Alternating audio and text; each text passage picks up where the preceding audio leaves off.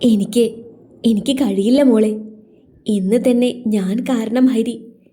ഇനി എന്നെ ജീവിതത്തിലേക്ക് ചേർത്താലും ആയുസ് തീരുവോളം ഇതിൻ്റെ പേരിൽ ആ പാവം വേദനിക്കുന്നതും അപമാനിക്കപ്പെടുന്നതും ഞാൻ ഞാൻ കാണേണ്ടി വരുമടി.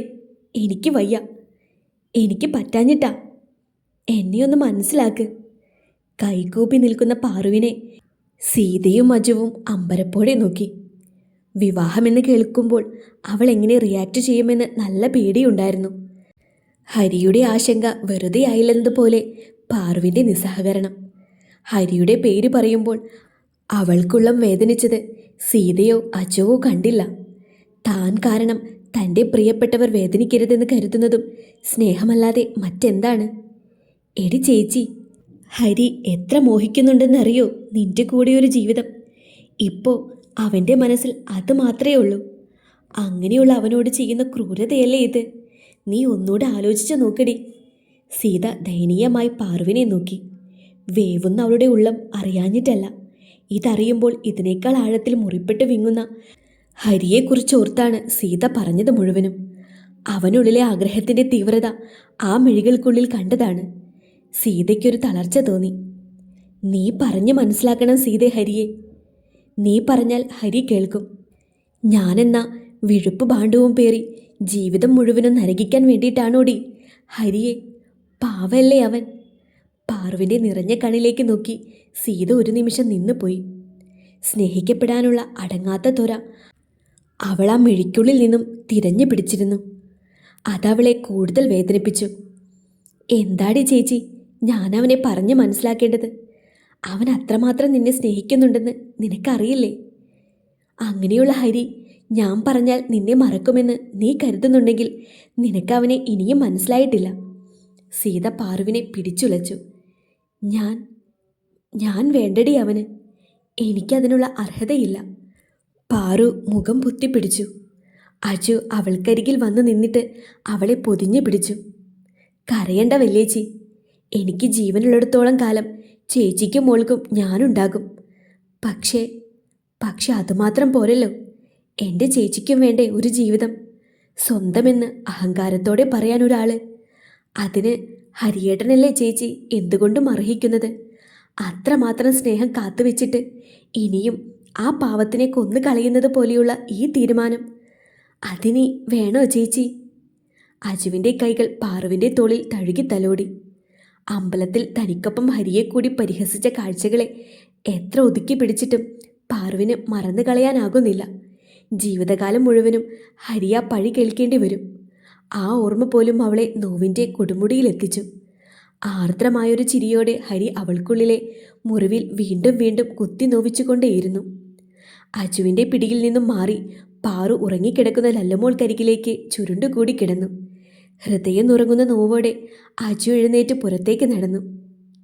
നിനക്കവനോട് ഇത്തിരി പോലും ഇഷ്ടം തോന്നുന്നില്ലേടി ചേച്ചി? സീത വേദനയോടെ പാറുവിൻ്റെ ചുമലിൽ കൈവച്ചുകൊണ്ട് പാറുവിൻ്റെ അരികിലേക്കിരുന്നു. പാറുവിൻ്റെ ഹൃദയം പൊട്ടിയുള്ള ഒരു കരച്ചിലായിരുന്നു അവൾക്ക് കിട്ടിയ ഉത്തരം.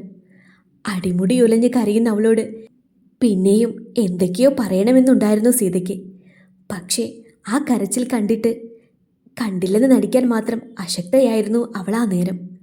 അങ്ങേയറ്റം വേദനയോടെ അവൾ എഴുന്നേറ്റു പോകുമ്പോഴും പാറു ഹൃദയം നുറുങ്ങി കരയുകയായിരുന്നു. ആ കണ്ണുനീരിലത്രയും ഹരിയോടുള്ള ഇനിയും തുറന്നു പറയാതെ ഒളിപ്പിച്ചുകൊണ്ട് നടക്കുന്ന പ്രണയത്തിൻ്റെ ഭാരമുണ്ടായിരുന്നു. ഹരി. ഒരു നിമിഷത്തെ നിശബ്ദതയ്ക്ക് ശേഷമാണ് സീതയുടെ വിളിക്ക് ഹരി മറുപടി കൊടുത്തത്.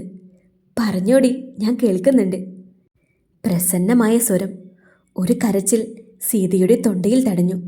നിസ്സഹായമായൊരു വേദനയിൽ അവൾ പിടഞ്ഞു.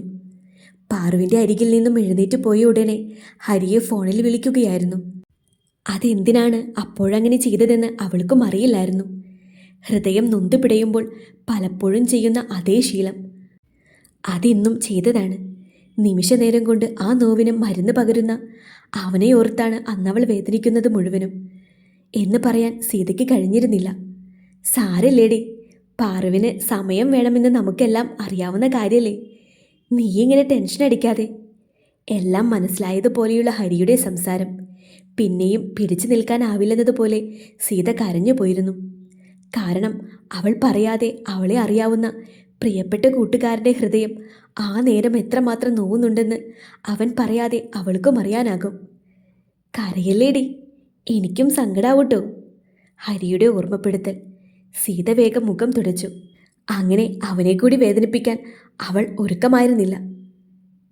ഞാൻ കാത്തിരിക്കുമല്ലോടി, എത്ര കാലം വേണമെങ്കിലും. തിരിച്ചൊരു നോട്ടം പോലും കിട്ടാഞ്ഞിട്ടും 6-7 വർഷം അവളെ ഒരിത്തിരി പോലും ഇഷ്ടം കുറയാതെ മനസ്സിലിട്ട് കൊണ്ടു നടന്ന എനിക്ക് ഇനിയും കഴിയും സീതെ. ഹരിയുടെ പതിഞ്ഞ സ്വരം. സീതയ്ക്ക് നെഞ്ചു വിങ്ങി. നിനക്കൊട്ടും സങ്കടമില്ലേടാ ഹരി? അവൾ ഇടറിക്കൊണ്ട് ചോദിച്ചു. സങ്കടം? അവൻ്റെ ഒരു പതിഞ്ഞ ചിരി കേട്ടിരുന്നു സീത. എൻ്റെ സങ്കടത്തേക്കാൾ 1000 ഇരട്ടി എൻ്റെ പെണ്ണിപ്പോൾ സങ്കടപ്പെടുന്നുണ്ടാകും സീതെ, എനിക്ക് ഉറപ്പുണ്ട്. അവൾ കാരണം എനിക്കൊരു ദോഷവും വരരുതേ എന്ന് മാത്രം കരുതിയിട്ടാണ്. അതും എന്നോടുള്ള ഇഷ്ടം തന്നെയല്ലേ? അതവൻ സ്വയം ആശ്വസിപ്പിക്കുന്നത് പോലെയാണ് സീതയ്ക്ക് തോന്നിയത്. നിന്റെ കല്യാണം നടക്കാൻ വേണ്ടി ഫോഴ്സ് ചെയ്തിട്ട് എൻ്റെ പെണ്ണെങ്ങാനും വേദനിച്ചു എന്ന് ഞാൻ അറിഞ്ഞ, പൊന്നുമോളെ, നീ കാണുന്നത് വേറൊരു ഹരിയെ ആവൂട്ടോ, മറക്കണ്ട. വേദന മറച്ചുകൊണ്ട് കുറുമ്പ് പറയുന്ന അവനെ ഓർത്ത് സീത വീണ്ടും കരഞ്ഞു. കുറച്ചുകൂടി കഴിയുമ്പോൾ അവൾക്കെന്നെ മനസ്സിലാകുമായിരിക്കും അല്ലേടി? ഇത്തിരി നേരത്തെ നിശബ്ദതയ്ക്ക് ശേഷം ഹരി ചോദിച്ചു. സീതയ്ക്ക് അവനോട് പറയാനൊരു ഉത്തരമുണ്ടായിരുന്നില്ല. നീ വെച്ചോ, വെറുതെ ഓരോന്നോർത്തിട്ട് വിഷമിക്കരുത്. ഏതായാലും നിന്റെയും കണ്ണൻ്റെയും വിവാഹം നടക്കണം. അതിനി ഒരു മാറ്റവുമില്ല. ഈ പേരും പറഞ്ഞിട്ടിനി ആ ചെക്കനെ ചുറ്റിക്കാൻ വയ്യ. സമാധാനമായിട്ടിരിക്കെ, എല്ലാം ശരിയാവും.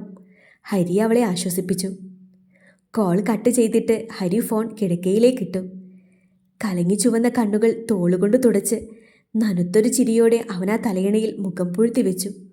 ഉള്ളിൽ ഒരു കടലോളം സ്നേഹത്തെ നിറച്ചു വെച്ചിട്ടും തിരികെ ഒരു നോട്ടം പോലും കിട്ടാതെ കാത്തിരിക്കാൻ പ്രേരിപ്പിച്ച മനസ്സേ, നീ എന്തിനിങ്ങനെ പിടയുന്നു? വൈകിയാണേലും അവൾ എന്നിലേക്ക് തന്നെ വന്നു ചേരുമല്ലോ. എൻ്റെ ഉള്ളു നിറഞ്ഞ സ്നേഹം അവൾ അറിയാതെ പോവില്ലല്ലോ. ഹരിയുടെ കൈകൾ കിടക്കുവിരിയിൽ മുറുകി. സഹിക്കാൻ കഴിയാത്തൊരു നോവ് തന്നെ ഒന്നാകെ പൊതിഞ്ഞു. കാത്തിരിക്കാൻ വയ്യെന്നും അവളിലേക്ക് എന്നെ ചേർക്കണമെന്നും വാശി പിടിച്ചവനെ ഹൃദയം കൂടി തളർത്തിക്കളഞ്ഞു. നിറഞ്ഞു തൂവിയ ഒരു ജോഡി കണ്ണുകൾ അവനെ ഒരേ സമയം വേദനിപ്പിച്ചു, കൊതിപ്പിച്ചു. ഒന്നെന്നെ മനസ്സിലാക്ക് പെണ്ണേ നീ. എനിക്ക് നോവറ്റി പിടയാൻ വയ്യേ ഇനി. എനിക്കാ മുഖം കൊതി തീരെ കാണാമല്ലോ. അതുകൊണ്ടെങ്കിലും ഈ ഹൃദയം ഒന്ന് ശാന്തമാകുമല്ലോ. ഹരിയുടെ ഉള്ളം മുറവിളി കൂട്ടി.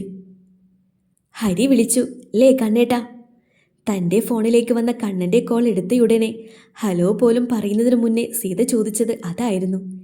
വേദന നിറഞ്ഞൊരു മൂളലാണ് കണ്ണനിൽ നിന്നും പകരം കിട്ടിയത്. വിഷമിക്കല്ലേ ലച്ചു, നമുക്ക് വഴിയുണ്ടാക്കാം. കണ്ണൻ പറഞ്ഞത് കേട്ടിട്ട് സീതയ്ക്ക് വീണ്ടും നെഞ്ചു വിങ്ങി. എനിക്ക് അവനെ ഓർത്താണ് കണ്ണേട്ടാ. എങ്ങനെ സഹിക്കുന്നതാവോ? എനിക്കറിയാം, നമ്മൾ അനുഭവിക്കുന്നതിൻ്റെ എത്രയോ ഇരട്ടി അവനും നോവുന്നുണ്ട്. പറയാഞ്ഞിട്ടാ കണ്ണേട്ടാ. ഹരിയെ ഓർത്ത് വീണ്ടും സീതയുടെ കണ്ണ് നിറഞ്ഞു. കണ്ണനും അത് മനസ്സിലായി. അവനൊന്നും മിണ്ടാതെ നിന്നുപോയി.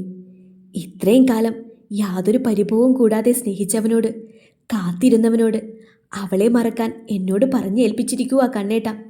എനിക്കതിന് കഴിയുമോ? അവൻ്റെ വേദന സഹിക്കാൻ എനിക്ക് വയ്യ. ഇത്രയും സ്നേഹിക്കുന്ന അവനെ എന്താ കണ്ണേട്ടാ അവൾക്ക് മനസ്സിലാവാത്തത്? സീത നെഞ്ചി പിടഞ്ഞുകൊണ്ടാണ് പറയുന്നത്. അങ്ങേയറ്റം ഇരുന്നിട്ടും കണ്ണനത് മനസ്സിലാകും. ഹരിയെ അത്രത്തോളം അവനും മനസ്സിലാക്കിയിട്ടുണ്ടല്ലോ.